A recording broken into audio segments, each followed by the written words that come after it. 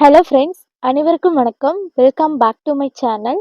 ஒவ்வொரு மாதமும் வரும் சஷ்டி திதியில் விரதம் இருந்து முருகப்பெருமானை வழிபாடு செய்பவர்களுக்கு கேட்ட வரம் கேட்டபடியே கிடைக்கும் என்பது நம்பிக்கை. குறிப்பா பார்த்தீங்கன்னா, குழந்தை வரம் வேண்டி சஷ்டி விரதம் இருந்தால் விரைவில் மகப்பேறு உண்டாகும் என்பது பக்தர்களுடைய ஒரு தீவிரமான நம்பிக்கையாக நடைமுறையில இருந்து வருது. இந்த வகையில நமக்கு ஜூலை 19ஆம் தேதி பராபவ வருடத்தின் ஆடி மாதத்துல வரும் முதல் சஷ்டி திதி. அதுவும் வளர்பிறை சஷ்டி திதியில இந்த மாதிரி விரதத்தை வந்துட்டு நம்ம கடைபிடித்தால் கஷ்டங்கள் யாவும் நீங்கி எல்லா நன்மைகளும் நடைபெறும். நாம் அதுக்கு எவ்வாறு விரதத்தை வந்துட்டு மேற்கொள்ளலாம் அப்படிங்கிறத பற்றி தான் இந்த பதிவுல தெரிஞ்சுக்க போறோம். முருகப்பெருமானுக்கு உகந்த திதி சஷ்டி திதியாகும். இந்த சஷ்டி திதி பௌர்ணமி மற்றும் அமாவாசைக்கு அடுத்து வரும் 6வது நாள் வருகிறது. ஒவ்வொரு சஷ்டியிலும் முருகப்பெருமானை நினைத்து முழு நேர விரதம் இருப்பவர்களுக்கு எல்லா நலன்களும் உண்டாகும். சஷ்டி என்றால் 6 என்பது அர்த்தமாகும். முருகனுக்கு 6 முகங்கள் உண்டு. அவருடைய சரவண பவ என்ற மந்திரத்திற்கு 6 அட்சரங்கள் வந்துட்டு உண்டு. 6 படை வீடுகள் கொண்ட மற்றும் 6 கார்த்திகை பெண்களால் வளர்க்கப்பட்டதால் சஷ்டிக்கும் முருகப்பெருமானுக்கும் நெருங்கிய தொடர்பு உண்டு. அதுவும் அசுரர்களை அழிப்பதற்கு அவதாரம் எடுத்த முருகன் தன்னுடைய பக்தர்களுக்கு வேண்டிய வரங்களை எல்லாம் வாரி வழங்குபவர் ஆவார். சஷ்டி விரதம் இருப்பவர்கள் நாள் முழுவதும் உணவு ஏதும் உண்ணாமல் உபவாசம் இருந்து முருகப்பெருமானை ஜெபித்து வழிபடலாம். அப்படி நாள் முழுவதும் நம்ம விரதம் இருக்க முடியாதவங்க, உடல் ஒத்துழைப்பெல்லாம் வந்துட்டு கொடுக்காதவங்க வந்து ஒரு வேளை மட்டும் உணவு வந்து எடுத்துக்கொண்டு விரதம் வந்து இருக்கலாம். இல்லைன்னா பால் பழம் சாப்பிட்டு வந்துட்டு விரதம் வந்துட்டு இருக்கலாம். இதன் மூலியமா சஷ்டி விரதம் இருப்பவர்களுக்கு அனைத்து தோஷங்களும் எளிதாக வந்து விலகும். எந்த ஒரு கெட்ட சக்தியும் அவர்களை வந்து நெருங்கவே நெருங்காதுன்னு சொல்லலாம். தீராத பிணியும் எதிரிகள் தொல்லை இருந்தா யம பயம் எல்லாம் வந்துட்டு நீங்கும். மேலும் வெற்றி மேல் வெற்றி வந்துட்டு குவியும். அதற்கு அதிகாலையில் சஷ்டிக்கு நம்ம காலையிலே வந்துட்டு எழுந்து பிரம்ம முகூர்த்தத்தில் நல்லா சுத்த பத்தமா வந்துட்டு குளிச்சு முடிச்சுட்டு உங்க வீட்டு பூஜை அறைக்கு போயிட்டு நீங்க முருகப்பெருமானின் படத்திற்கு நல்ல வாசனை உள்ள மலர்களை வைத்து செவ்வரளி பூ, செம்பருத்தி பூக்கள், செவந்தி பூக்கள், மல்லிகை பூக்கள், பன்னீர் ரோஜா, இல்லைன்னா சிவப்பு நிறத்துல இருக்கிற ரோஜா மலர்கள், இந்த மாதிரி ஏதாவது ஒன்றை உங்ககிட்ட என்ன மலர்கள் வந்துட்டு இருக்கின்றதோ அவற்றை கூட வைத்து நீங்க அலங்கரிச்சு வந்து வச்சுக்கோங்க.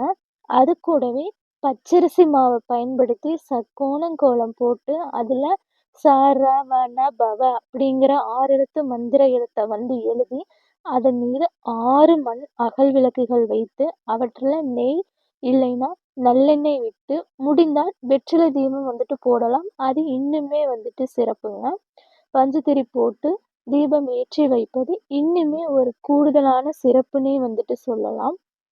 மேலும் 6 வகையான நெய்வேத்தியங்கள் வந்துட்டு படைப்பது இன்னுமே விசேஷமானதுங்க. ஆனால் உங்களால் 6 வகையான உணவுகளை சமைக்க முடியாவிட்டாலும் பரவாயில்லைங்க. சர்க்கரை பொங்கல் இல்லைன்னா தயிர் சாதம் போன்ற ஏதாவது ஒன்றை நீங்க ரெடி பண்ணி வந்து வச்சு வழிபடலாம். மேலும் வேல் வைத்திருந்தீங்க அப்படின்னா வேலுக்கு வந்துட்டு அபிஷேகம் செய்து விரதத்தை வந்துட்டு ஆரம்பிச்சுக்கலாம்.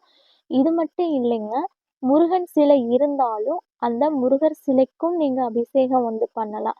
பொதுவா தெய்வ விக்கிரகங்கள் எல்லாம் வந்து ஒரு குறிப்பிட்ட அளவுக்கு மேல வந்து பெருசா வாங்கக்கூடாதுன்னு சொல்லுவாங்க. அதுதான் வந்துட்டு நியதி.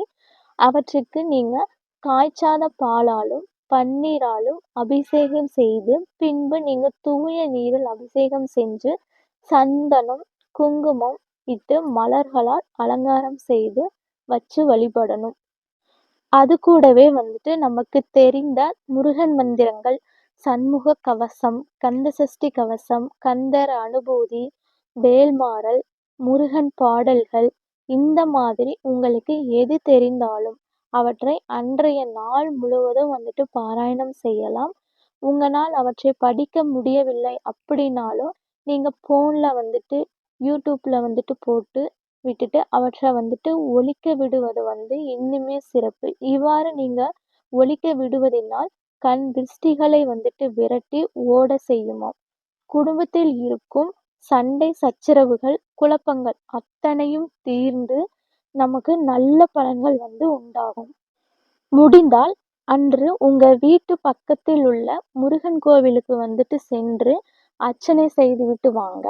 அப்படி இல்லைன்னா, உங்கனால கோவிலுக்கு போக முடியல அப்படிங்கிறவங்க, வீட்டிலேயே நீங்க மாலை வேளையில சாயங்காலம் ஒரு 6 மணிக்கு மேல வந்து நீங்க உங்க வீட்டுல 6 அகல் விளக்குகள்ல வந்துட்டு நெய் விட்டு, இல்லைன்னா நல்லெண்ணெய் விட்டு தீபம் ஏற்றி வைத்து, முருகன் மந்திரங்களை வந்துட்டு உச்சரித்து, தீப தூப ஆராதனையெல்லாம் வந்துட்டு காண்பித்து, உங்களோட விரதத்த வந்துட்டு நீங்க நிறைவு செஞ்சுக்கலாம்.